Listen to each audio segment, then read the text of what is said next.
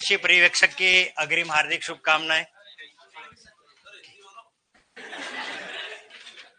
क्या कह रहे, हिंदी बोलो? तो अभी क्या उर्दू में बात कर रहा था? हाँ, आप सबको बहुत बहुत शुभकामनाएं दे रहा हूँ। ये हिंदी में दे रहा हूँ कि अरबी में, फारसी में दे रहा हूँ? हाँ? चलिए, अच्छी बात है। और मुझे भी अच्छा लग रहा है, काफी टाइम बाद ऐसी भरी भरी क्लास मिल रही है पढ़ाने का, तो थोड़ा मजा ही कुछ और आएगा। अच्छा, मुझे इसमें से बताइए कि ऐसा कोई स्टूडेंट है जो मेरे से पहले पढ़ चुका? हाँ? आवाज अच्छा, वो क्या इतने दिन क्या वो माइक लगाने की आदत नहीं थी मेरी, तो कल से माइक ले आऊंगा मैं। वैसे मेरी आवाज बहुत बुलंद है, तो ठेठ तक आती है। और ये आपकी जितनी ये आबादी है ना, उससे दुगने बेच तो मेरे विद्यालय में मैं पढ़ा के आता हूँ, तो वहाँ 180 बच्चे बैठते हैं।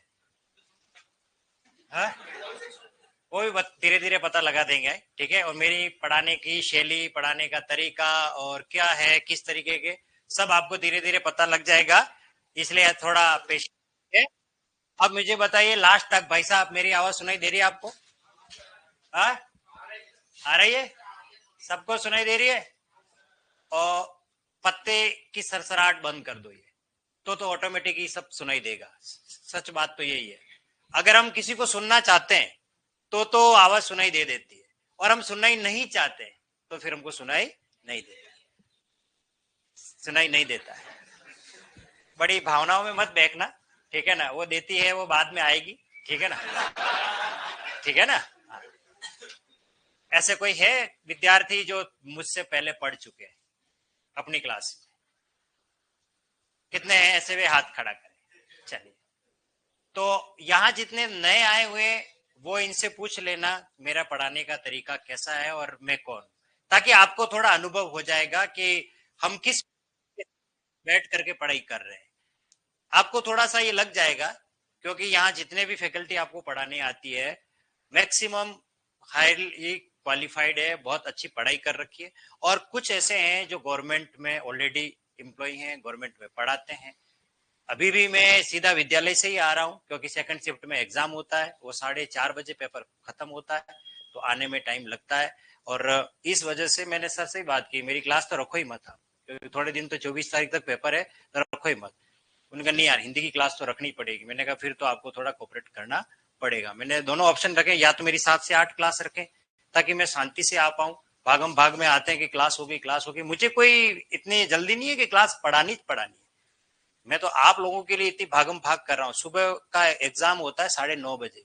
हम और मैं पुलिस थाने से पेपर लेके जाता हूँ, क्योंकि पेपर है ना, अब स्कूल में नहीं रहते, थाने में पड़े रहते, सिक्योरिटी में होते हैं। फिर वो फर्स्ट पारी का पेपर होता है, फिर उसके बाद सेकंड पारी का पेपर होता है। यानी कि आप मान के चलिए 8 बजे से लगा करके अब तक ड्यूटी में ही थे, तो थकान तो होती है। फिर उस बाद पढ़ाने आना तो और ज्यादा थकान हो जाती है, और 44 साल की उम्र हो गई तो इतने में तो फिर थकान होती है, ठीक है ना? हाँ आप, हाँ क्या कह रहे हो? मैं 1981 का मॉडल हूँ, तो आपको इतना घबराने की आवश्यकता नहीं, ठीक है ना? जितनी तो आपकी उम्र है उतने तो मैंने अपनी पढ़ाई में खपा दिए, तो आपको हाईली क्वालिफाइड मतलब व्यक्ति हूँ। नेट स्लेट एमफिल सब कर रखा है, और काफी लंबे समय से पढ़ा रहा हूँ। और हिंदी ये तो एक ये संयोग है कि एग्रीकल्चर सुपरवाइजर में हिंदी होती है, इसलिए मेरी यहाँ जरूरत पड़ी। बाकी मेरी यहाँ जरूरत नहीं है। मैं तो फर्स्ट ग्रेड आरएस वगैरह, सेकंड ग्रेड रीट पटवार एलडीसी उन लोगों के लिए बना हुआ हूँ, क्योंकि मैं उनको ही पढ़ाता हूँ। काफी लंबे समय से पढ़ा रहा हूँ, 2003 से पढ़ा रहा हूँ मैं।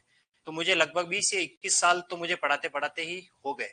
तो आपको इस मामले में को लेकर के कि हिंदी में हम कैसे पढ़ेंगे, हिंदी में ये सर हमको कैसा पढ़ाएंगे, उसको लेकर के आप निश्चिंत रहे। बिल्कुल आपको बहुत अच्छा पढ़ा के जाऊंगा। और आपको ये लगे नहीं सर आप मेरे को समझ में नहीं आ रहा, तो हम यहाँ और भी हैं फैकल्टी जो आपको पढ़ा सकते हैं।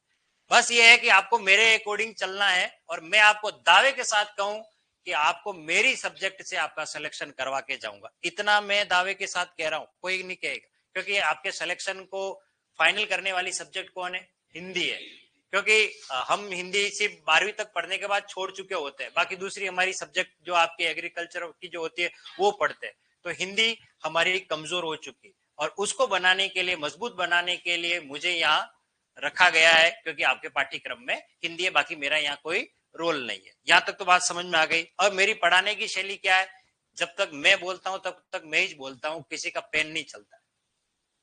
इसका मतलब ये है कि नहीं, मेरे मतलब जो है पहले नियम कायदे बता दो, तो आपको लगेगा कि नहीं कैसे हमको सर के साथ एडजस्ट करना।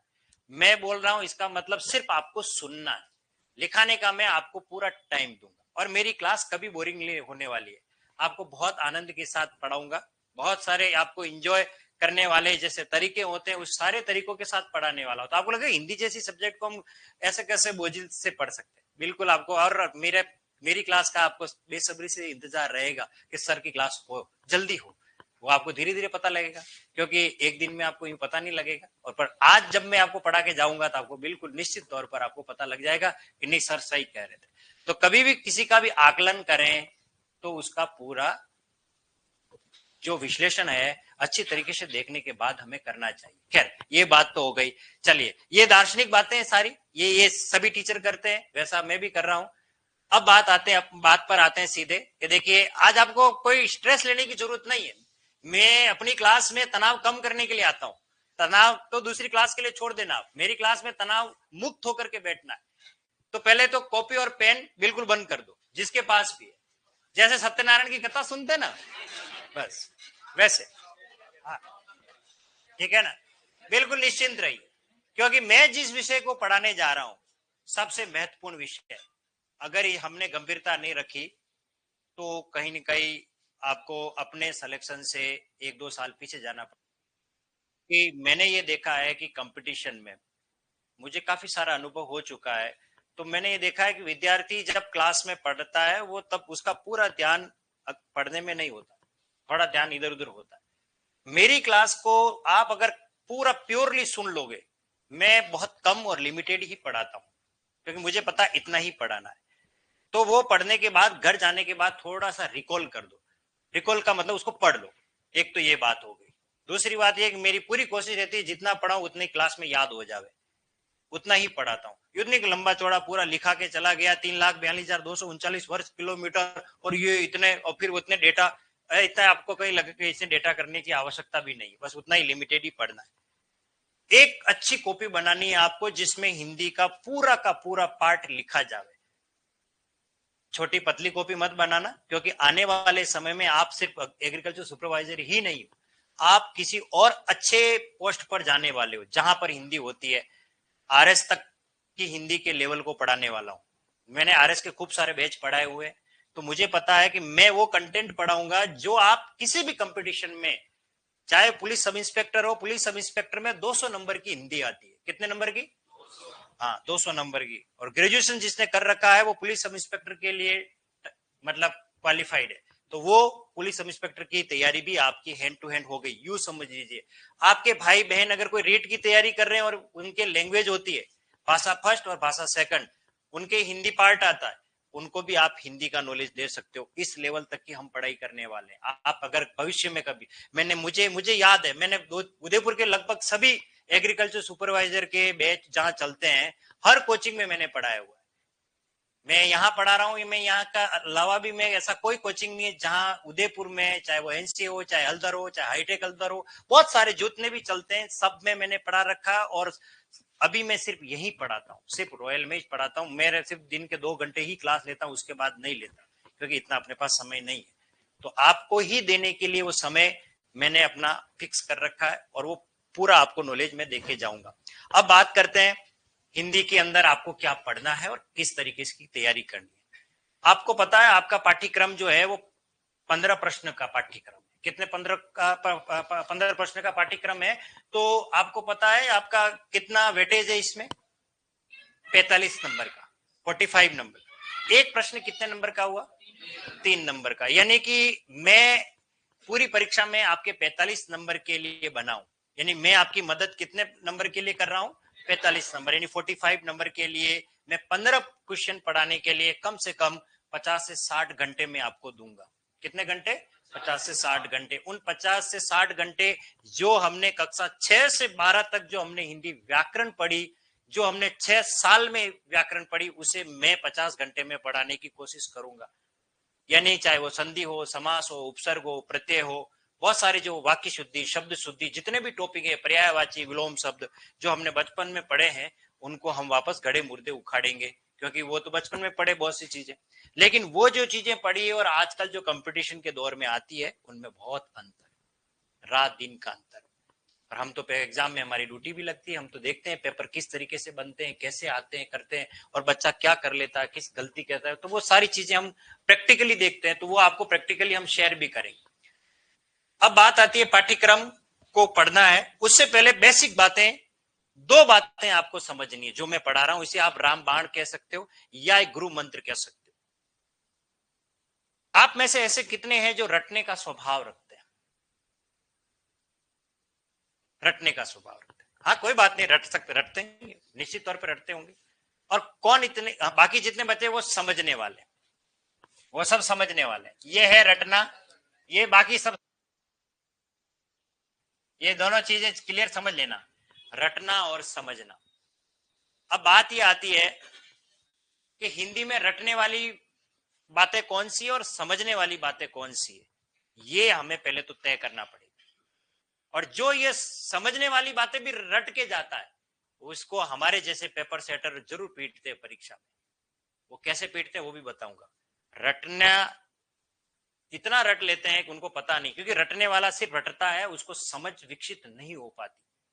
उसका उदाहरण आपको मैं बता रहा हूं क्या दुष्परिणाम होते हैं, मैं हर चीज प्रैक्टिकली बताऊंगा। एक लड़का है छोटा सा, अपने पिताजी के पास जाता है, और पिताजी मेरी तरह व्यस्त आदमी है, जो सुबह निकलते हैं शाम तक, सूर्यास्त तक घर नजर नहीं आते। ऐसे व्यस्त आदमी से वो तुरंत कुछ मांगता है, पापा मुझे कुछ शब्द सिखा दो, अंग्रेजी पढ़नी है, मुझे अंग्रेजी सिखा दो। अब पिताजी को इतना टाइम थोड़ी बेटे को टाइम दे पाए, तो उन्होंने कहा एक शब्द भी दे के जाऊंगा तो आऊंगा, तब तक तो ये याद कर लेगा, तो पूछ लूंगा। तो पिताजी ने उस बेटे को शब्द सिखाया YES, बेटा ये याद कर लेना। बच्चा होशियार था, एग्रीकल्चर सुपरवाइजर स्टूडेंट की तरह, पढ़ते याद कर लिया, YES YES YES। पापा केवल दरवाजे तक ही गए होंगे, उसने याद कर लिया YES YES यस यस। अब वो यही कि पापा शाम को आएंगे, मुझे पूछेंगे, यस यस यस यस, बस कब पापा आवे और कब मैं उनको ये उनके प्रश्न का उत्तर दूं। लेकिन इस दरमियान घटनाक्रम क्या घटता है कि उनके घर एक मेहमान आ जाते हैं। मेहमान आते हैं और मेहमान आते हैं, बेटा चॉकलेट खाएगा, उसके दिमाग में सिर्फ एक ही चल रहा है, यस। क्या चल रहा है? यस। तो मेहमान ने सोचा चलो इसको चॉकलेट पसंद है, मेहमान ने चॉकलेट दे दी, बढ़िया अच्छी बात है। मम्मी ने कहा बेटा दूध लेके आएगा, यस। बस तो जा, सामने वो है, दूध लिया, वो दूध लेने गया, वहां सामने से एक पहलवान आ रहा था, और पहलवान उस बच्चे से टकरा गया। तो पहलवान ने कहा दिखता नहीं है क्या? बोले यस। दो झपट खींच के लगा दी उसके, ठीक है ना।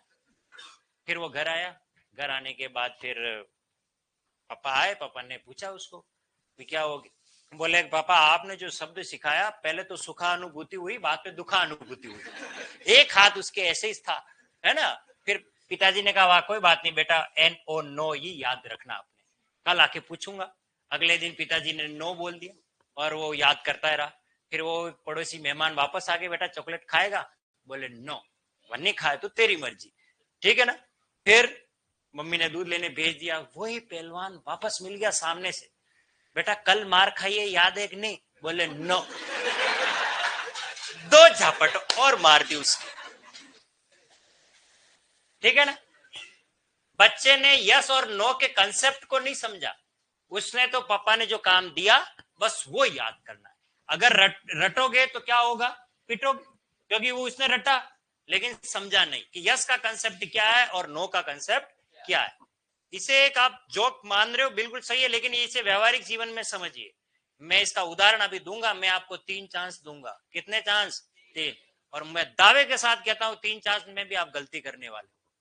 कितने चांस देने वाला हूं? और 3 चांस देने के बाद भी आप गलती करोगे तो इसका मतलब आप सोचिए कि आपने, मैंने जो बात कही है उस बात को सत्य प्रमाणित किया, और आप उस बात को जुटलाने की कोशिश करना। मुझे अच्छा लगेगा कि चलो कोई तो मिला कि इस बात को थोड़ा सही सीरियसली पढ़ा होगा जिसने, वो अभी हम बाद में करेंगे। अभी आपका टेस्ट लूंगा बकायदा, फिर पढ़ाऊंगा। डॉक्टर के पास जाता है ना तो पहले वो बीमारी चेक करता है, इसको है क्या, दवाई क्या देनी है। तो पहले मैं आप सबको चेक करूंगा कि आपको हिंदी आती कितनी है, हिंदी में आप नॉलेज कितना रखते हो, फिर मैं आप हिंदी पढ़ाऊंगा। उससे पहले मैं आपको तैयार कर रहा हूं कि हाँ कुछ तो गड़बड़ है, दया तोड़ दरवाजा। ठीक है, चलिए अब बात करते हैं समझ विकसित करने की। लेकिन समझ विकसित करने से पहले आपने एक शब्द सुना होगा, एक कभी इत्तेफाक शब्द होता है, कभी सुना आपने? कोइंसिडेंट इंग्लिश में कहते हैं कि इत्तेफाक। इस शब्द को सभी जानते हो, इत्तेफाक को तो होता है क्या? इत्तेफाक होता है? कोइंसिडेंट होता है? होता है। जैसे कहीं आप यात्रा कर रहे हो, आपने सोचा है कि आज तो मेरी बगल वाली सीट पे दुनिया की सबसे सुंदर लड़की बैठ जाए भगवान, है ना? और फिर उसके बाद यही सोच रहे हो कोई सुंदरी अगर उस बस में चढ़ जाए तो हो आपको तो फिर काटो तो खून नहीं। ये स्थिति भी होगी, किसी को ऐसा लग रहा है कि आज तो बस जो मैंने कहा वो मेरे भगवान ने सुन ली, तो ये इत्तेफाक ही एक बार आपने सोचा और ऐसा हो गया। लेकिन मरण तो तब होता है जब 80 साल की करनी बुढ़िया अगर आकर के पास में बैठ जाएगी तो सारे सपने तो क्या हो जाएंगे, धूमिल हो जाएंगे। तो ऐसा कभी होता है, लेकिन इत्तेफाक होता है। लेकिन इत्तेफाक से कभी सिलेक्शन नहीं लिया जाता, याद रखना। कैसे? क्योंकि आपको वो ऑप्शन में गोले लगाने की जो रीति होती है ना, जब हमको पता है कोई किसी प्रश्न का उत्तर नहीं आ रहा है तो जय बजरंगबली का नाम लो और ठोको, ऐसे गोले लगा देंगे और किस्मत से कहीं वो 5 सही हो भी गए और आपका सिलेक्शन हो गया, अच्छी बात है, मैं तो ये मानता हूं। लेकिन क्या इस भरोसे आप सिलेक्शन ले सकते हो? क्या नहीं ले सकते। इत्तेफाक होगा, आपने ये सब ये सेलेक्ट किया और यही राइट हो गया, ये इसका उदाहरण बता रहा हूं मैं कि इत्तेफाक जिंदगी में होते हैं, कोई ये कहीं नहीं होते हैं वो भी बता रहा हूं।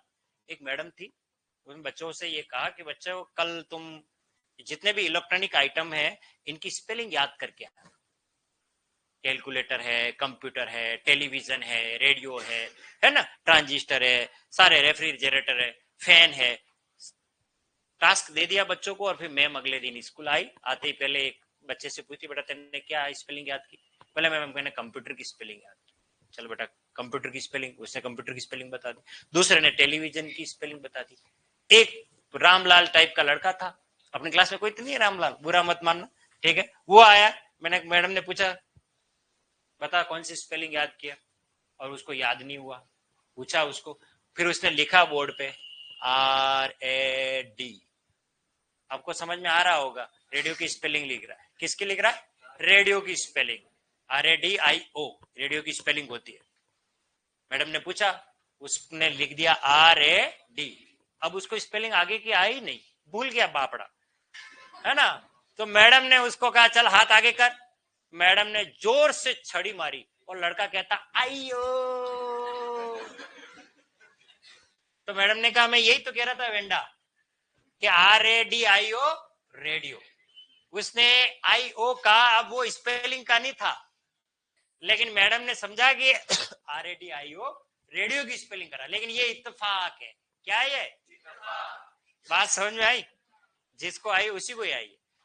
2 माले की बिल्डिंग है और एक विद्यालय में कोने में एक लड़का बैठा हुआ है, उसका एक दोस्त है, उसके पिताजी शांत हो गए परिवार में, तो वो कहीं जा रहा था, सिर मुंडा करके बापड़े की चोटी लटक रही थी। मैडम ने उसको स्पेलिंग पूछ दी, उसका ध्यान तो सड़क पे था। बोला गया चल हॉट की स्पेलिंग बता। तो वो लड़का मैडम की बात नहीं सुन रहा, उसके दोस्त को बुला रहा, ए चोटी।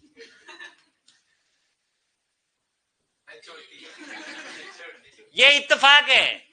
मैडम ने तो उसको हॉट की स्पेलिंग पूछी कि मेरे हॉट की स्पेलिंग बता, और वो HOT उसके दोस्त को बुला रहा है। तो मैडम ने कहा बैठ जा, सही है तेरी स्पेलिंग। अब समझ में आ गया आपको?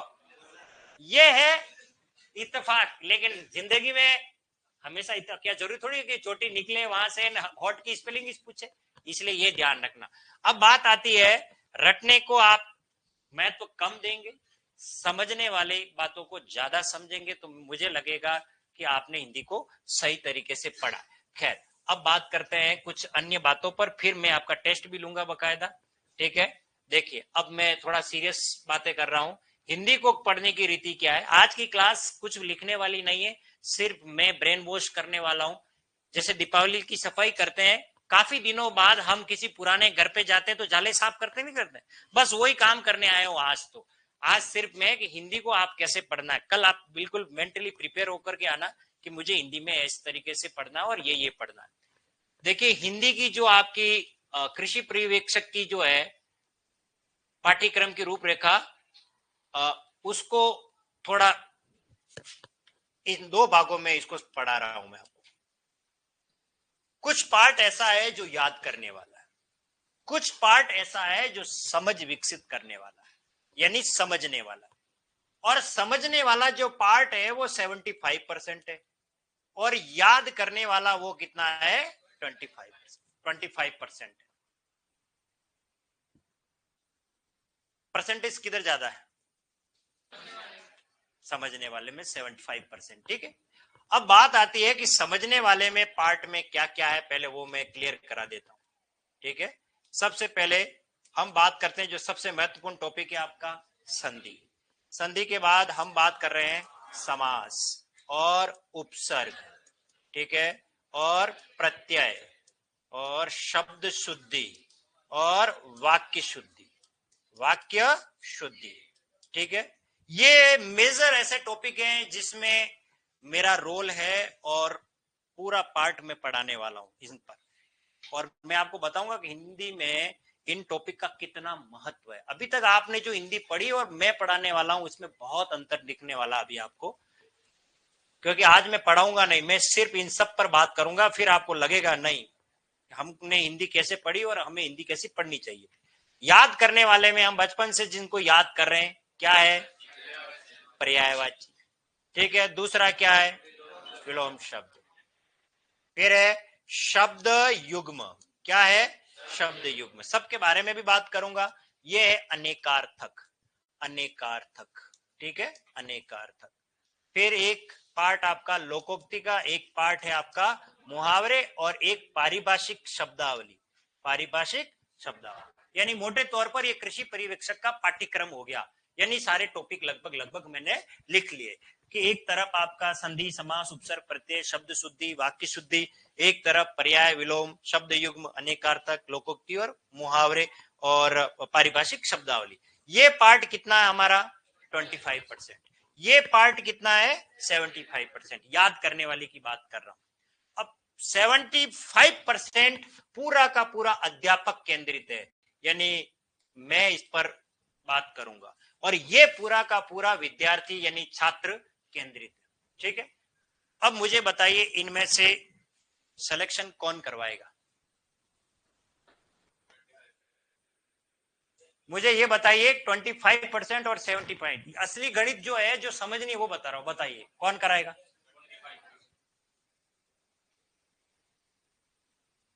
आप बताएं, परसेंटेज किधर जाता है, सिलेक्शन कौन करवाएगा? 75%। शाबाश। आप बताएं सर, सिलेक्शन कौन करवाएगा? 75%। आप बताएं है? कैसे? एक्सप्लेन।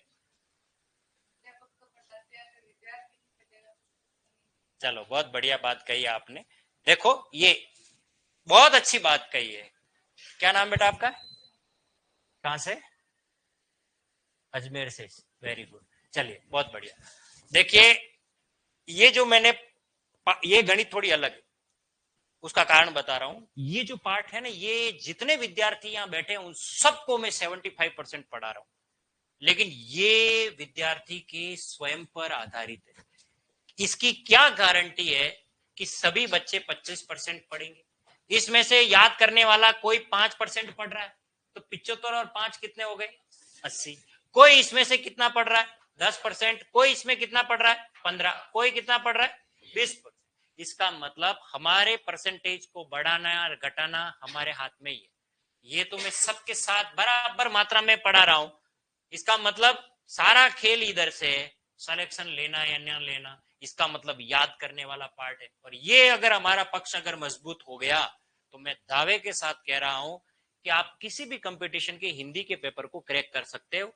जो भी वस्तुनिष्ठ प्रणाली का पेपर है जिसमें ये पाठ्यक्रम के बिंदु के प्रश्न पूछे जाते हैं।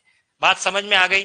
तो इसका मतलब ये हुआ कि समझने के साथ साथ आपको स्वयं स्वाध्याय करना पड़ेगा, खुद मेहनत भी करनी पड़ेगी, याद भी करना पड़ेगा। और वो याद करने वाला पार्ट कौन सा? आपका ये पार्ट है जो याद करने वाला है। हालांकि इन सब पर मैं बात करने वाला हूं और इन सबको मैं पढ़ाऊंगा भी, लेकिन इनको मत। अब बात करते हैं कि कौन सा टॉपिक ऐसा है जो सबसे ज्यादा महत्वपूर्ण है और उसकी वजह क्या है। वो भी मैं आपको समझने वाले को मैंने इधर क्यों रखा है उसको भी मैं क्लियर करने वाला हूं। लेकिन उससे पहले मैं आपका एक टेस्ट लेना चाह रहा हूं, ठीक है ना। अपनी कॉपी के लास्ट पन्ने पे, मेरे सारे टेस्ट कॉपी के लास्ट पन्ने पे होंगे, जो जो बढ़ते जाएंगे पीछे से आगे की तरफ आना। तो अपनी कॉपी के लास्ट पन्ने पे आ जाइए, मैं एक टेस्ट ले रहा हूं आपका, और जो सवाल है वो सुनना। पहले सवाल ये है कि आपको मैं जो टेस्ट दे रहा हूं सिर्फ पेन का प्रयोग करना है, मुंह का प्रयोग नहीं करना है। और कोई अगर उसका उत्तर बोले या आस पड़ोस में बोलता है तो कल से फिर क्लास, मेरी क्लास में अलाउ नहीं होगा, क्योंकि मेरा हिसाब किताब अलग है। क्योंकि मैं चाहता हूं सिलेक्शन सभी बच्चों का हो, उसके अंदर भी वो सामर्थ्य विकसित हो कि हाँ मुझे इसका उत्तर आता है। अगर आपको उत्तर आता है तो अपनी कॉपी में राइट करना है, किसी को बताना नहीं है। मैं ये चेक करना चाह रहा हूं कि आपने प्रश्न को राइट किया या नहीं किया, दूसरे को हेल्प नहीं करनी है। चलिए अपनी कॉपी के अंदर ये विकल्प लिख लीजिए फटाफट।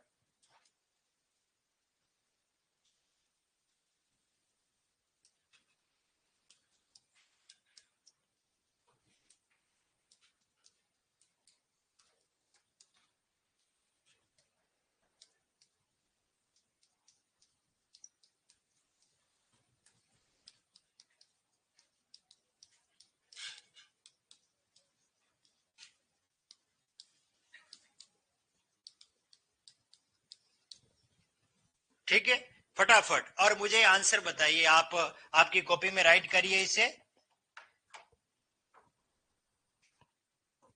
अपने पूर्व ज्ञान के आधार पर। शाबाश, शाबाश, वेरी गुड, बहुत बढ़िया, शाबाश, बहुत बढ़िया। आंसर बताना नहीं है, खाली मुझे टिक कर लो, मैं आ रहा हूं, आपके सबके पास आऊंगा। आप सबको है ना हिंदी का बहुत अच्छा विद्यार्थी बना के यहां से भेजूंगा। शाबाश, बहुत बढ़िया, चलिए, बहुत बढ़िया, चलिए, वेरी गुड।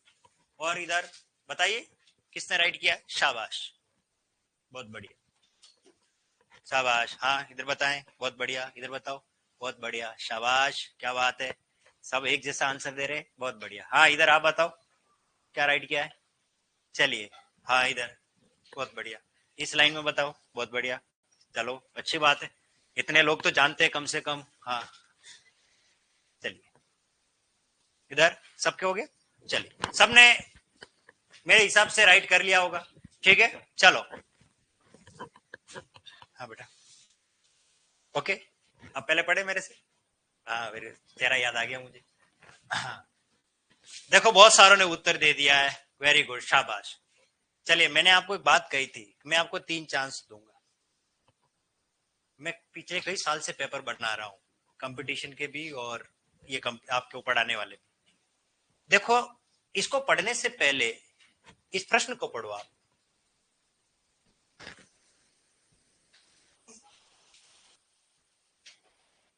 पढ़िए आप क्या लिखा है, कौन सा वाक्य, क्या इसमें वाक्य है। बस यही आप लोगों ने गलती की। अब मैं आपको ये सिखा रहा हूं, आपको अभी कंपटीशन में कितना सीखना वो बता रहा हूं आपको। आपने गलती क्या की, हम पूर्वाग्रह से ग्रसित है, पूर्वाग्रह का हमारा माइंड पहले से सेट है। वो सेट कैसे मैं बता रहा हूं। हमने जो हमारे विचारधारा हमारे मस्तिष्क में रख दी है, बस उसी के अकॉर्डिंग हम चलते हैं। कोई व्यक्ति फतेह सागर किसी व्यक्ति के साथ है, कोई लड़का किसी लड़की के साथ भी है ना, हमारी मानसिकता यही है कि ये इसके साथ रहती होगी या इसकी इसकी फ्रेंड होगी या वगैरह वगैरह। पर क्या जरूरी है वो उसकी सिस्टर भी हो सकती है। हमारा नजरिया हमेशा नकारात्मक ही होता है, पॉजिटिव कम होता है। और यही बात कंपटीशन में भी होती है। अब अगर आपका पेन रुक जाता तो मुझे बेहद खुशी होती कि आपने प्रश्न को पढ़ा है। इसलिए ध्यान रखना, हिंदी जैसे अगर प्रश्न पत्र को क्रैक करना है, क्योंकि हिंदी भाषा का मामला है, जब तक आप प्रश्न को ढंग से पढ़ेंगे नहीं तब तक आप उत्तर की तरफ कभी जा ही नहीं सकते। और आपने गलती क्या की, आपने प्रश्न नहीं पढ़ा, आपने डायरेक्ट, क्योंकि मैंने आपको हिप्नोटाइज ही ऐसा किया, कपड़े तो गाड़ी जाओ दो बनना ठोको, अरे काका जी को राजे, तो नहीं। ये पढ़ने पढ़ने के बाद अगर आपको तो अरे यार ये तो वाक्य है ही नहीं, फिर आप कहते हैं सर इस प्रश्न में कुछ तो गड़बड़ है, ये प्रश्न आउट ऑफ सिलेबस है, ये प्रश्न तो गलत है। तब तो लगता हाँ आपने वास्तव में प्रश्न पढ़ा है, तो मुझे अच्छा लगता। खैर मैं केवल ये चेक करना चाह रहा था कि आप प्रश्न पढ़ते हो कि नहीं पढ़ते हो, कि खाली बस धूल में लट लगा रहे हो कि चलने दो। और इस चीज को स्वीकार करना, इस चीज को आप स्वीकार जरूर करना कि नहीं यार वास्तव में हम परीक्षा में गलती करने का एक कारण यह भी होता है कि हम प्रश्न ढंग से नहीं पढ़े। और उसका आज आपने मुझे बता दिया प्रमाण, क्योंकि सबने टिक किया, किसी ने इस पर, किसी ने इस पर, किसी ने इस पर। पहली बात तो ये हो गई। दूसरी बात, अगर ये प्रश्न अगर ऐसा है तो ये प्रश्न नहीं है इस ऑप्शन के लिए। यहां होना चाहिए शब्द, कौन सा शब्द? शुद्ध है। अब ये प्रश्न बिल्कुल सही है और ऐसी स्थिति में सही आंसर क्या होगा? ये वाला आशीर्वाद। ये आपको मैं विसर्ग संधि में मैं पढ़ाऊंगा। मेरी एक एक बात याद रखना कि मैं कौन सी बात कब कह रहा हूं और ये बात कब आने वाली है। विसर्ग संधि में मैं आपको पढ़ाऊंगा कि ये शब्द, और मैं आपको बताता हूं कि ये शब्द सबसे ज्यादा मिलेगा ट्रकों के पीछे। और एक डायलॉग लिखा रहता माँ का आशीर्वाद, वो माँ का ही आशीर्वाद होता है, क्योंकि पिताजी कुटे तो फिर माँ का आशीर्वाद ही होता है। और क्योंकि वो छठी फेल होते हैं, पांचवी फेल होते हैं और ड्राइवर बन जाते हैं, और उनको क्या है, मात्रा से कोई मतलब ही नहीं। आप ट्रक के पीछे लिखे हुए आशीर्वाद को देखना, कभी ऐसा मिलेगा, कभी ऐसा मिलेगा, कभी ऐसा भी मिल जाएगा, ठीक है ना। लेकिन चलो ठीक है, हिंदी को जी तो रहे, कम से कम हिंदी लिख तो रहे इतनी, ठीक है। लेकिन जब मैं हाईवे से आता हूँ, मेरे विद्यालय से, मैं नेशनल हाईवे से ही आता हूँ, 6 लेन से ही आता हूँ दिल्ली, तो मैं, मेरा ऑब्जर्वेशन रहता है, मेरे आगे अगर मेरी गाड़ी जब जा रही होती है तो आगे कोई गाड़ी होती है तो मैं उस गाड़ी के पीछे डायलॉग लिखे रहते हैं, मैं पढ़ता रहता हूँ कि किसने क्या लिखा है, किसने क्या लिखा। और कोई कोई तो इतने खतरनाक होते छठी फेल है लेकिन हर सब्जेक्ट के मास्टर, आईटी करके आए हो जैसे। एक गाड़ी के पीछे क्या खतरनाक लिखा था कि मैं दंग रह गया। मैंने कहा इतनी बढ़िया दिमाग लगाया, इससे बढ़िया तो कहीं और पहुंचना चाहिए था। उसने क्या लिखाया?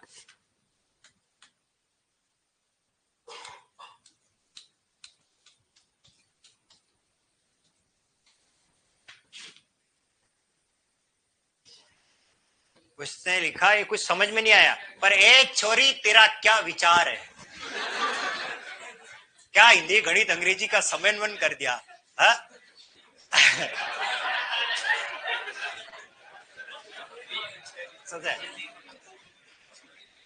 आ गया समझ में? अब आप सोचिए, जिसने इतना दिमाग उसमें लगाया तो पढ़ता तो क्या होता। बात समझ में आई? अब इसका सही आंसर होगा आशीर्वाद। बात समझ में आ गई? चलिए एक चांस और देता हूं। अभी तो गलती की है, नेक्स्ट टाइम में गलती मत करना। चलो लिखो ऑप्शन।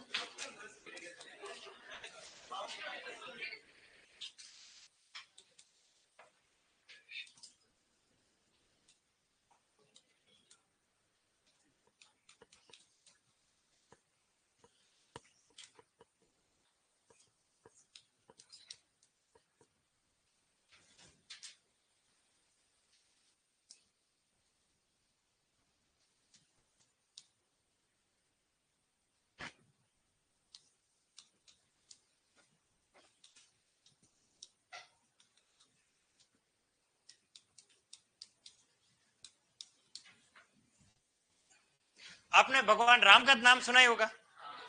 अभी हाल फिलहाल एक मंदिर बना कहीं फेमस, राम मंदिर। नहीं जानते हो तो थोड़ा आईक्यू तक ले जाओ यूं। हाँ जानते हो राम मंदिर? बस ठीक है। प्रश्न ये कह रहे भगवान राम के पिताजी का नाम जानते हो कौन थे? दशरथ। इतना कुछ पता होना चाहिए हमें। प्रश्न ये है कि जो राजा दशरथ थे वो कहाँ के राजा थे? अपना आंसर मुझे टिक करिए फटाफट। और ऑप्शन है काशी, अयोध्या, कौशल, मथुरा। और लिखिए आंसर। मैं आपकी कॉपी चेक करना चाहता हूँ कि राजा जो दशरथ थे वो कहाँ के राजा थे। शाबाश, वेरी गुड, बहुत बढ़िया, ठीक है, वेरी गुड। बहुत सौ को प्रश्न समझ में भी नहीं आया होगा। हाँ प्रश्न गलती, हाँ क्या पता, आप लिखो प्रश्न गलत है, लिखो प्रश्न गलत है। हाँ भगवान राम कहाँ के राजा थे, या यूं कहो तो उनके पिताजी यानी दशरथ कहाँ के राजा थे। शाबाश, वेरी गुड, बहुत बढ़िया। चलिए बहुत बढ़िया, चलिए अयोध्या। कहाँ के राजा थे? अरे राम मंदिर कहाँ है? तो भगवान राम कहाँ के राजा थे? अयोध्या के। और दशरथ कहाँ के राजा थे? अयोध्या के गलत। अब समझो इसको, प्रश्न को समझिए। हमारा माइंड सेट है, हमारा माइंड क्या सेट है कि देखिए अयोध्या बहुत फेमस है, इतना प्रचलन में है कि अयोध्या अयोध्या, और वास्तव में जितना कौशल प्रसिद्ध नहीं है उससे कहीं अधिक अयोध्या प्रसिद्ध है। भगवान राम जो है यानी उनके पिताजी है ना, वो कौशल के राजा थे, अयोध्या के नहीं थे। अब आप ये सोचोगे ये कैसे, ध्यान रखना, अयोध्या तो कौशल की राजधानी, अयोध्या जो है वो कौशल की राजधानी है, और कोई भी राजधानी का राजा नहीं, राज्य का राजा होता है।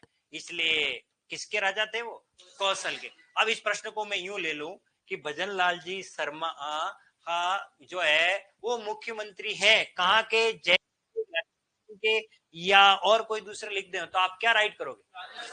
हाँ, क्योंकि राजधानी है जयपुर तो, और राजस्थान पूरा राज्य है। इस प्रश्न के अंदर न तो प्रश्न गलत है, नहीं विकल्प गलत है, बात है प्रश्न को घुमाया गया है। हम क्या समझ रहे हैं कि भगवान राम या दशरथ अयोध्या में रहे, अयोध्या में मंदिर बनाया, अयोध्या ही सब कुछ है, नहीं। इस प्रश्न का उत्तर क्या होगा, कौशल। किस किसने कौशल लिखा है, और वो इसने अपना कौशल दिखाया है, बहुत बढ़िया, सही आंसर लिखा है। और लास्ट और अंतिम, हाँ हाँ इत्तेफाक हो गया, ओके ओके ओके, चलिए एक और लिख लो।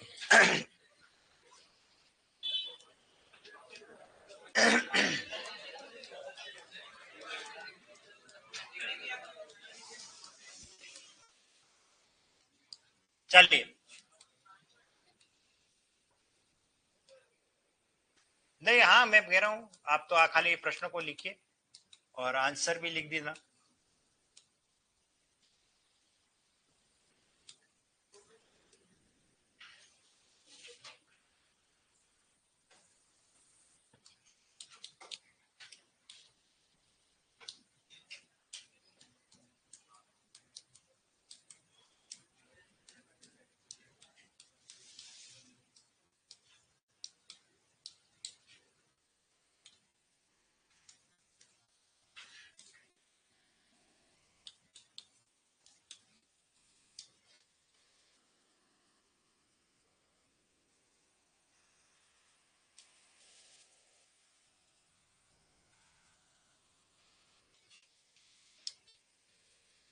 प्रश्न ये है कि पंचम वर्णों का सही क्रम क्या है। तो जिनको पंचम वर्ण समझ में आएंगे वही उत्तर देगा, बाकी उत्तर उनको समझ में नहीं आया वो ये उत्तर नहीं दे पाएगा। चलिए देख करिए इसका उत्तर क्या होगा, फिर मैं आपको समझाता हूं। ठीक है, पंचम वर्ण का सही क्रम क्या है, पंचम वर्ण का सही क्रम, आंसर बताओ। क्या ये प्रश्न समझ में आया? तो आंसर लिखो फटाफट, मैं आ रहा हूं आपकी कॉपी चेक करने। ABCD आपके ऑप्शन आपके लिखे हुए हैं यहाँ। पंचम वर्ण का सही क्रम क्या है? शाबाश शाबाश, चलो बताए पीछे।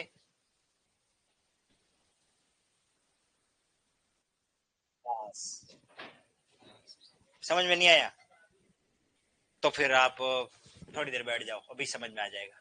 हाँ इधर आप बताओ, पंचम वर्ण प्रश्न समझ में नहीं आया, पंचम वर्ण नहीं समझ, जानते हो नहीं जानते हो?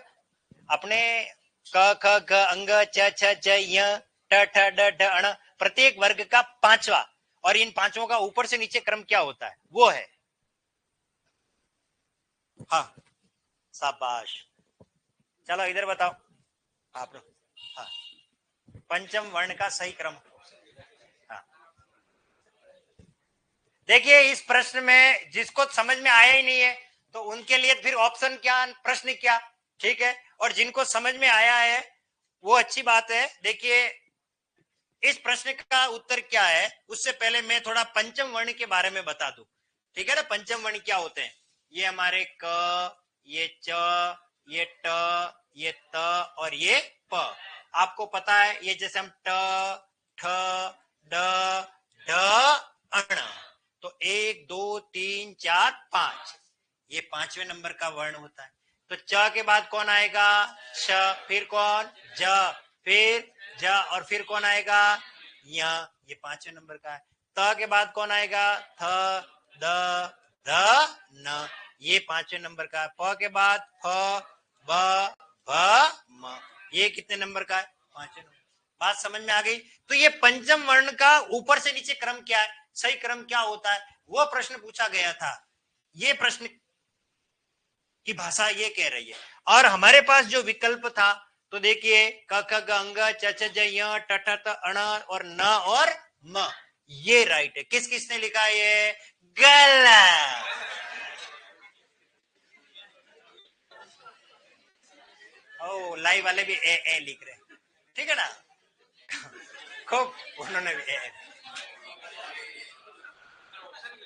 हाँ, अब आप सोचिए, तो आपको लग ही रहा होगा कि नहीं यार अब तो सही हो गया मेरा। अरे वापस बैक आते हैं, इसको थोड़ा समझ लेते हैं। देखो अब यहाँ तो क के बाद कौन आएगा? ख ग ग, और ये है अंग। असली खेल क्या है? ये आरपीएससी सेकंड ग्रेड हिंदी में आया, पूरी वर्णमाला पढ़ के आ गए बच्चे, और इस प्रश्न में भी मर गए हो, उनको समझ में नहीं आया क्या करना है।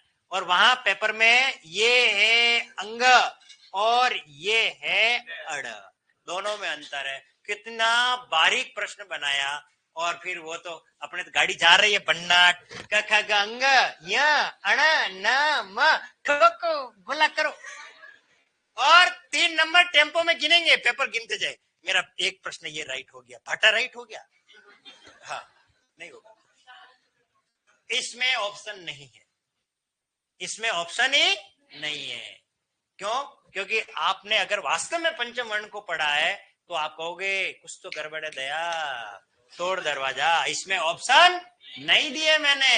तो इस बार आपको यहाँ कलम रुकनी चाहिए थी कि नहीं सर, लेकिन हमारा माइंड सेट है यही जवाना, तो यही ठीक है, नहीं है। तो फिर सही आंसर क्या है? सही आंसर होगा क ख ग अंग च छ ज य ट ठ ड ढ अण, फिर ये न और ये म। अब इसको लॉक कर लेना, आगे कभी भविष्य। और आपको मैं यहां से टेस्ट पेपर में भी दूंगा, ये मिलेंगे आपको। और जो क्लास में बात कर रहा हूं मैं वही पेपर बनाता हूं, जो बात बात में जो कहता हूं ना वही पेपर बन जाता है। इसलिए हर बात को गौर से सुनना। ये है हमारा पंचम वर्ण का सही क्रम। अब देखिए आपको पेपर सेटर ने कहां फंसाया, इसको लेकर के फंसा दिया। हालांकि ये भी एक वर्ण है, और ये वर्ण कहलाता है उत्क्षिप्त। मैं आगे पढ़ाऊंगा आपको, हालांकि अभी इसकी शुरुआत अभी यहाँ आ गई है, तो मैं थोड़ी थोड़ी जानकारी दे देता हूं। ये जो वर्ण है ये अड़ की ध्वनि पैदा करता है। किसकी ध्वनि? अड़। और ये कहाँ आता है हमारी वर्णमाला में? जब हम त थ द ध पढ़ते थे तो वहां पर आता ट ठ ड आ रहा नहीं। ये दो ऐसे वर्ण है, इनके भाई हैं जो कुंभ के मेले में बिछड़ गए थे। एक है ड के नीचे बिंदी और एक है ढ के नीचे बिंदी, इनको कहते हैं अड और अढ़। अब आप सोचोगे कि यार ये इनका कहां प्रयोग होता है? एक बात हमेशा याद रखना, पूरे जीवन काल में इनसे कोई शब्द आरंभ नहीं होता। कभी भी आप देखना किसी भी ड और ढ के नीचे अगर कोई शब्द आरंभ होता है और अगर बिंदी मिल जाए तो मुझे ले आना यहां पर मेरे पास, मैं देखता हूं ऐसा कौन सा शब्द है ही नहीं। क्योंकि हमारा जो स्वभाव है बोलने का, वो अड़ जो है वो बीच में आता, कभी अंत में, मतलब प्रारंभिक में कभी भी नहीं आएगा। कैसे? कोई अगर ऐसे लिख रहा है, ये डालडा नहीं है, अड़ालडा डालडा। हाँ हाँ, अरे ये देखो, ये क्या लिखा है? नहीं, अड़ाली, अड़ाली है। इसलिए ध्यान रखना, कभी आरंभ में ड और ढ के कभी बिंदी नहीं आती। लेकिन अपना माइंड सेट है, काका जी को राज है, यहाँ लड़के मैं देखता हूँ मेरे पास कॉपियां आती है, चेक करते हो ना, तो ढक्कन की बिंदी लगा देते हैं। अरे ढक्कन के काय बिंदी लगेगी, ये अड़क्कन हो गया। ये अड़ की ध्वनि है, कभी आरंभ में कभी बिंदी लगती भी नहीं है, ठीक है ना? तो कहां लगती है? वो जब अड़ की ध्वनि आए तभी लगती है। कैसे? देखिए, ये पहले केवल इस शब्द को ही पढ़ना, क्या लिखा? सड़क, ये सड़क है, ये सड़क लिखा हुआ है। अब ये बन गया सड़क, अड़ की ध्वनि सड़क, अड़, देखो सड़क, सड़क, सड़क। ये देखो बीच में ये ध्वनि आ रही है, हमारी जबान फेंकती है, ठीक है ना? तो इसलिए ध्यान रखना। जैसे ये देखिए, ये मेरे सामने वाली खिड़की, अड़ की ध्वनि है, खिड़की, खिड़की अड़ की ध्वनि है, ठीक है ना? उसमें रहती है एक लड़की, जिसे देख आंख मेरी भड़की। है? अड़ा की ध्वनि आ रही नहीं आ रही? अब आप हाँ, आप इसको केवल बिंदी हटा दो, लड़की खिड़की भड़की ऐसे बोलते हो क्या? है? नहीं बोल, ये ध्यान। बात समझ में आ गई? ये तो बात हो गई हमारी, 3 प्रश्न को लेकर के मैंने बात कही, और बहुत सौ ने तीनों में ही गलती कर दी। किसने प्रश्न को समझा नहीं, किसने विकल्प को नहीं समझा। तो हमको अपने पूर्वाग्रह से जो हम पहले पढ़ के आए उस माइंड को तो अपन को कहीं रखना है, और मेरे हिसाब से आपको पढ़ना है। अब मैं थोड़ा पाठ्यक्रम पर वापस आता हूं, क्योंकि समय मेरे पास थोड़ा कम है और कुछ बातें करनी है बहुत सारी, उसको थोड़ा सा मैं समझा देता हूं। देखिए, ये जो पाठ्यक्रम है आपका संधि समास उपसर्ग प्रत्यय, ये सबसे इंपॉर्टेंट टॉपिक है, लेकिन मैं थोड़ी इन पर जानकारी दे देता हूं क्योंकि ये बहुत महत्वपूर्ण है। कॉमन टॉपिक है पर्यायवाची, लेकिन मैं दावे के साथ कहता हूं जब भी हम पर्यायवाची पढ़ते हैं, हमारी शैली क्या रहती है?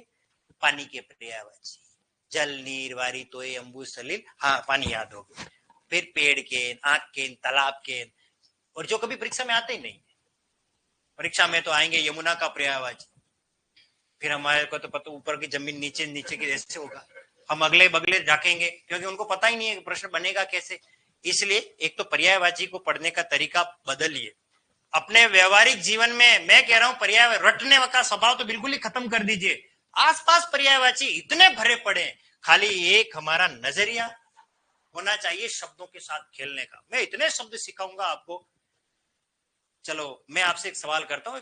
थोड़े दिन पहले एक गाना आया था और वो गाना बहुत फेमस हुआ, मेरे रश के कमर, ऐसा कुछ आया था ना? हाँ, रश के कमर आया था ना। ये किस किसने सुना? हाथ खड़ा करें। हाँ, सबने सुना? हाँ, आपने सुना? ये कमर का मतलब क्या होता है? क्या होता है कमर का? हाँ, आपने भी सुना होगा। तो ये कमर का मतलब क्या होता है? वो बाद में जाएंगे कमरे तक तो। हाँ, बताओ। अब मैं आपको सिखा रहा हूं, आपको पता भी नहीं है उस रस के कमर में कमर कौन है, और कमर की बात कही है, इस कमर का मतलब क्या जानने के लिए देखे अगला एपिसोड, बताऊंगा मैं। फिलहाल फिलहाल तो बात कर रहे थे पर्यायवाची की। जैसे एक सामान्य सी बात है, देखिए बहुत सारी बातें कर रहा हूं मैं, एक सामान्य सी बात, जैसे मैं क्या लिखा है ये? विश्व। क्या लिखा है? विश्व। अब किसी को पर्यायवाची पूछेंगे तो यकायक याद नहीं होते, लेकिन हमारे आसपास इतने पर्यायवाची भरे पड़े हैं और हमको सिखाने वाले सिखा के गए, लेकिन हमें नहीं पता। जैसे देखिए चलता हूं, बहुत पुराने समय में एक संगीतकार और गीतकार हुए जिन्होंने बहुत अच्छी बात कही, और मैं आपसे सवाल प्रश्न कर रहा हूं, आप मुझे उसका उत्तर बताना। आपको पता है 15 अगस्त और 26 जनवरी को एक गाना ऐसा होता है, अगर वो नहीं बजे तो बेमानी सा लगता है, और वो गाना है लोगो तुम खूब लगा लो नारा। ये गाना आपने कभी सुना? ये गाना लता मंगेशकर ने गाया था। किसने गाया? सबको पता होना चाहिए, लेकिन आप में से ऐसा कौन विद्यार्थी है जो ये बता सकता है कि ये गाना लिखा किसने? ये गाना लिखा किसने? ये देशभक्ति गाना है, नेशनल एंथम से कम नहीं है, लेकिन हमें नहीं पता है। इतनी बढ़िया जो लिखने वाली पोइट्री लिखने वाला व्यक्ति है, उसके बारे में हमें नहीं पता, और इस गाने को इतना बजाया जाता है, इतना हम गाते हैं। और क्या गाना है देशभक्ति, ए मेरे वतन के लोगों, है ना? कितना फेमस गाना, पर हमें नहीं पता। पर मैं आपको बताता हूं, आज के बाद इस प्रश्न का उत्तर हमेशा बेबाकी से देना, और उस व्यक्ति का नाम है कवि प्रदीप। कौन है? कवि प्रदीप। और ये वो व्यक्ति है, जैसे आज की तारीख में जो बाहुबली ने पैसा कमाया ना, उस प्रकार से उन्होंने एक मूवी में गाने लिखे थे, उतना पैसा कमा लिया। और वो मूवी थी जय संतोषी माँ। कभी आप बैकग्राउंड में जाओगे पीछे, और उस मूवी के जितने गाने लिखे, यहाँ वहां जहां तहां मत पूछो कहाँ कहाँ है संतोषी माँ, मैं तो आरती उतारू संतोषी माँ, बहुत अच्छे अच्छे गाने लिखे थे, और वो मूवी बहुत फेमस हुई थी। उस जमाने की बात कर रहा हूं, कवि प्रदीप ने। और कवि प्रदीप ने बातों ही बातों में इसका पर्यायवाची हमें सिखा लिया था, और उन्होंने गाना लिखा था, देख तेरे संसार की हालत क्या हो गई भगवान, कितना बदल गया इंसान। ये संसार विश्व का ही पर्यायवाची, और हमारे गानों में कहीं है, हमको पता भी नहीं है। फिर समय आता है आर डी बर्मन, राहुल देव बर्मन, ठीक है ना, ये राहुल देव बर्मन जो पाश्चात्य और हिंदी म्यूजिक को कंपोज करने वाले, उन्होंने भी गाना लिखा और ऐसा गाना गाया और हमको पर्यायवाची सिखा दिया, हमको भी नहीं पता, और उन्होंने गाया था दुनिया में। यस, आगे आगे बात समझ में आ गया। उन्होंने भी गाना गा लिया और हमको पर्यायवाची सिखा दिया। फिर समय आता है हमारे लंबू दादा अमिताभ बच्चन का, वो भी गाना गा के हमको पर्यायवाची सिखा के चले गए, सारा जमाना, ठीक है ना। फिर उसके बाद समय आता हमारे शाहरुख खान जी का, वो भी सिखा गए, जग सुना सुना लागे जग। मैं गाने गा रही हूँ, पर्यायवाची पढ़ा रहा हूँ, बात समझना है इस चीज को, ठीक है ना। ये जग, ये जमाना, ये दुनिया, ये संसार, नील नितिन मुकेश ने गाना गाया था, सो गया ये जहां, जहां भी किसको कहते हैं, संसार को कहते हैं। तो संसार, दुनिया, जमाना, जग, जहान किसके पर्यायवाची है? हाँ, तो हम शब्दों को खेले, शब्दों को साथ दोस्ती करें, लेकिन ये आपकी विडंबना है, आपका दुर्भाग्य है कि गाने लिखने वाले ऐसे हो गए हैं कि 4 बोतल रोज वोट का काम मेरा रोज का है, एक कोई जिसका मीनिंग लेस, जिसका कोई अर्थ नहीं। पुराने जमाने में क्या प्यार होता और वो मर्यादित होता था, कितनी मर्यादाएं होती थी। आज के बातों में वो दम भी नहीं है। एक डाल पे तोता, एक डाल पे मैना, दूर दूर है फिर भी प्यार है ना, ऐसी बात होती थी मर्यादाओं में। और अपने यहाँ तो कुंडी न खटकाओ राजा सीधे अंदर आओ, है? है? बात समझ में आ रही है? समय हो गया है ना। चलिए लास्ट और अंतिम, खैर इस पर मैं बात करूंगा, खूब सारी बात है, एक और बात लास्ट और अंतिम, अभी इस पर हम बात करेंगे। हमारे कल इसको हम कैरी करेंगे, आगे कंटिन्यू करेंगे। लेकिन आपको एक शब्द युग्म के बारे में पता है? शब्द युग्म जैसे अनल है, अनिल है, निर्माण है, निर्वाण है, ऐसे हमारे शब्द युग्म होते हैं। लेकिन हमको पता भी नहीं है कि शब्द युग्मों में बिल्कुल एक बारीक अंतर होने की वजह से भी अर्थ का अनर्थ हो जाता है। हिंदी बड़ी संजीदा सब्जेक्ट है, अगर एक बिंदी भी आप ढंग से नहीं लगाओ तो अर्थ का अनर्थ हो सकता है। कोई लड़का कुंती लिखना चाह रहा और गलती से बिंदी लगाना भूल गया तो, हा? अरे सर मैं तो बिंदी लगाना भूल गया, पर तेरे बिंदी के चक्कर में यहाँ तो अर्थ का अनर्थ हो रहा नहीं हो रहा। किसी का नाम बद्री लाल है और गलती से बिंदी लग गई तो फिर बंदरी हो गया। अब आपको समझ में आया बिंदी कहां लगनी चाहिए। बिंदी माथे के भाल पर होती है तो किसी का सुहाग, किसी का सिंदूर और किसी की आबरू और इज्जत होती है। और हिंदी भी ऐसी ही सब्जेक्ट है जिसको आप बड़ी गहराई के साथ सब अगर पढ़ोगे तो बहुत आनंद आएगा। तो मैं बात कर रहा था शब्द युग्म। तो शब्द युग्म में क्या होता है, जैसे ये एक शब्द जरा, और ये क्या है, दोनों में अंतर बता दो आप। तो खाली बिंदी का ही तो है, पर इस बिंदी के भी अंतर को भी हम नहीं समझ पा रहे। हम अपने दैनिक जीवन में कभी इस बिंदी को उतार ही नहीं रहे। वास्तव में अरबी फारसी जो ध्वनि है क, ख, ग, ज और फ, इनके बिंदी लगती है, नुक्ता लगता है जिसको कहते हैं इनका हाँ इसको नुक्ता बोलते हैं, और इसका उच्चारण ही अलग होता है, लेकिन हम उच्चारण करते ही नहीं है। हम दोनों में जरा ही बोलते हैं। अब दोनों का अर्थ में अगर बता दूंगा ना तो फिर आप कहोगे नहीं फिर तो हम गलत बोल रहे थे। ये है जरा और ये है जरा। इस जरा का अर्थ होता है थोड़ा यानी तनिक, और इस जरा का अर्थ होता है बुढ़ापा। क्या अर्थ होता है?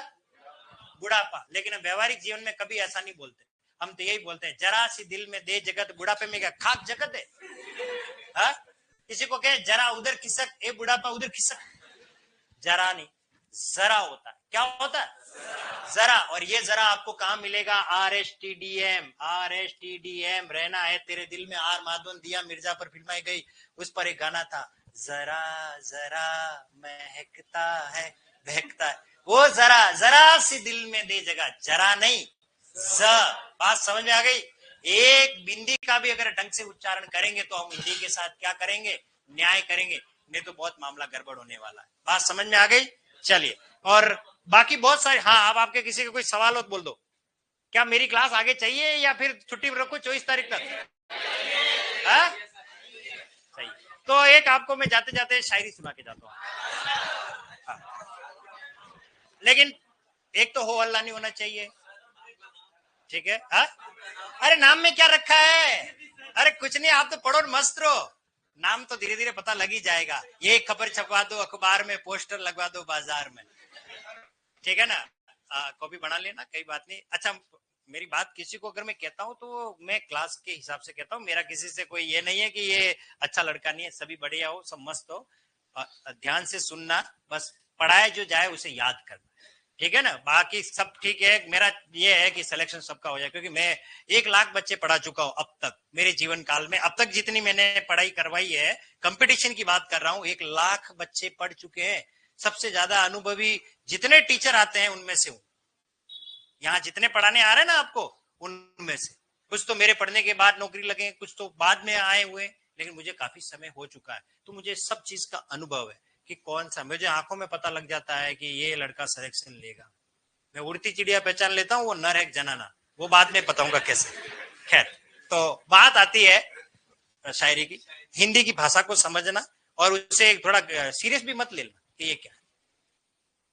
ये जो रातों को बुलबुलें चहचहाती है, ये जो रातों को बुलबुलें चहचहाती है, ऐसा लगता है कि गीत विरह के गाती है। विरह जानते हो? जुदाई। ये जो रातों को बुलबुलें चहचहाती है, ऐसा लगता है कि गीत विरह के गाती है। लोग कहते हैं, मैं नहीं कह रहा हूं, लोग कहते हैं अक्सर मोहब्बत में रातों की नींदें उड़ जाती है। लोग कहते हैं कि अक्सर मोहब्बत में रातों की नींदें उड़ जाती है। यार कोई हमसे भी मोहब्बत करो, कमबख्त हमें नींद बहुत आती है।